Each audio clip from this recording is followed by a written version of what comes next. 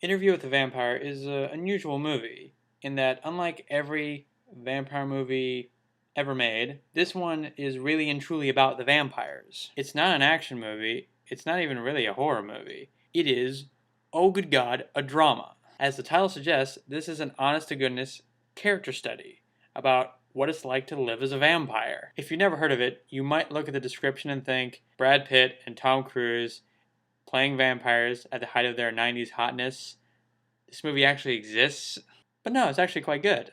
I like that the fangs on the vampires are always just kind of there. That's a nice different way to do it. They don't retract or anything. They're not pointy enough that they immediately look like vampire fangs, but just sharp enough where you look at it and go, oh, that guy's got really sharp teeth. I bet he can devour a steak like a madman. I generally like Tom Cruise. Maybe not as a person, but he is awesome as Lestat. He could have just handed up like fucking Battlefield Earth or some shit, but I'd say he does just the right amount of scenery chewing where you like this guy even though he's an asshole who loves killing. And on top of that, Lestat still comes through like a fully formed character by the end. Brad Pitt is okay. He mostly lets that mane of hair do the talking for him. I like that with Louis.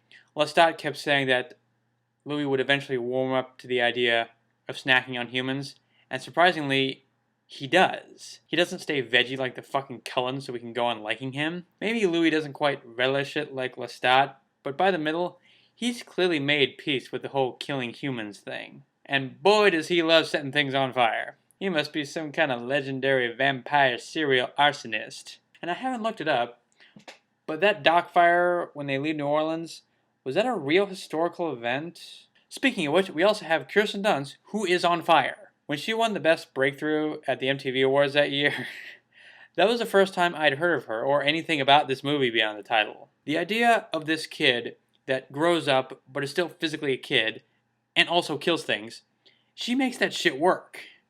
She's scary when she needs to be scary, and when she talks like a sophisticated adult, you really stop thinking of her as a little girl. It's weird but awesome.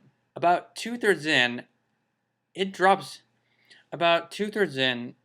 off pretty horribly. We meet vampire Antonio Banderas, which you think would be awesome, and it kinda is, but suddenly there's just not a lot going on. It gets so philosophical. You're like, is this still about vampires? Are these the kinds of conversations that a couple of centuries old dudes would have? Maybe. Do I give a shit? Not so much. So let me get this straight. Armand let all that shit go down because he was bored with his clan and wanted to leave? I'm still a little fuzzy on his motivations because he's really not that interesting. Also, I get why one vampire killing another is generally frowned upon, but it seems odd that Santiago and the others took such glee in carrying out the punishment. Seems awfully late in the story to suddenly have one-dimensional bad guys. Maybe it makes more sense in the book. Although I did love the very end. Just about the perfect way to end it.